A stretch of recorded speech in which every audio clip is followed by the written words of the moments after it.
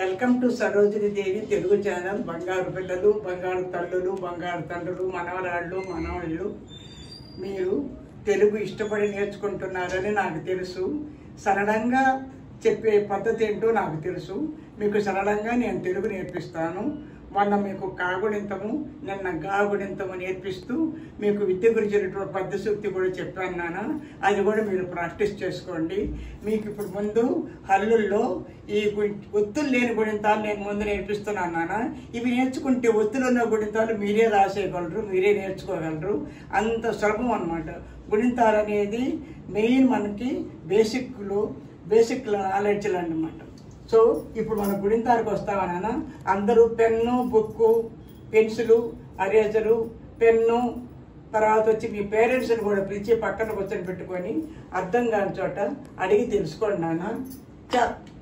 చకు దీర్ఘమిస్తే చా గుడిస్తే చి, చాగుడి దీర్ఘమిస్తే చి, చా కొమ్మిస్తే చు, చాకొమ్ము దీర్ఘమిస్తే చూ, చాకు వృత్తమిస్తే చ్రు, చాకు వృత్తం దీర్ఘమిస్తే చ్రు, చాకేత్వమిస్తే చే, చాకేత్వం దీర్ఘమిస్తే చే, చాకైత్వమిస్తే చై, చాకోత్వమిస్తే చో, చాకోత్వం దీర్ఘమిస్తే చో, చాకౌత్వమిస్తే చౌ, చాకు సున్నా పెడితే చం, చాకు 2 సున్నాలు పెడితే చహ. ఇప్పుడు మళ్ళీ నేను నేర్పిస్తాను, నేర్చుకోండి. చాకు దీర్ఘమిస్తే చా, చాగుడిస్తే చీ, చాగుడి దీర్ఘమిస్తే చీ, చాకొమ్మిస్తే చూ, చాకొమ్ము దీర్ఘమిస్తే చూ, చాకు వృత్తమిస్తే చ్రు, చాకు వృత్తం దీర్ఘమిస్తే చ్రు, చాకేత్వమిస్తే చే, చాకేత్వం దీర్ఘమిస్తే చే, చాకైత్వమిస్తే చై, చాకోత్వమిస్తే చో, చాకోత్వం దీర్ఘమిస్తే చో, చాకౌత్వమిస్తే చౌ, చాకు సున్నా పెడితే చం, చాకు 2 సున్నాలు పెడితే చహ.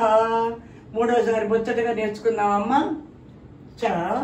చాకు దీర్ఘమిస్తే చాగుడిస్తే చి, చాగుడి దీర్ఘమిస్తే చి, చాకొమ్మిస్తే చు, చాకొమ్ము దీర్ఘమిస్తే చూ, చాకు వృత్తమిస్తే చ్రు, చాకు వృత్తం దీర్ఘమిస్తే చ్రు, చాకేత్వమిస్తే చే, చాకేత్వం దీర్ఘమిస్తే చే, చాకైత్వమిస్తే చై, చాకోత్వమిస్తే చో, చాకోత్వం దీర్ఘమిస్తే చో, చాకౌత్వమిస్తే చౌ, చాకు సున్నా పెడితే చం, చాకు 2 సున్నాలు పెడితే చహ. ఎంత ఆనందంగా సంతోషంగా మనం ఇలా తెలుగు నేర్చుకోవచ్చు. మీరందరూ కూడా చక్కగా రాసుకుంటారని, నేర్చుకుంటారని నేను మీకు ఆశీర్వదిస్తూ, భగవంతుని కూడా నేను కోరుకుంటూ మీ అందరికీ కూడా తెలుగు సులభంగా నేర్పించమని, ముఖ్యంగా మనకి భగవంతుని ఆశీర్వాదాలు, ఫస్ట్ పేరెంట్స్ ఆశీర్వాదాలు మనకు ఉండాలి నాన్న. ఇవాళ మీకు శనివారం తెలుగు క్లాస్ జరిగింది నాన్న. రేపు ఆదివారం వచ్చి ఆన్లైన్ క్లాసులు ఉండవమ్మా. మండే మీకు మళ్ళీ స్టార్ట్ చేస్తాను. అప్పుడు గుణింతాలు మళ్ళీ కొరవ మనం నేర్చుకుందాం నాన్న.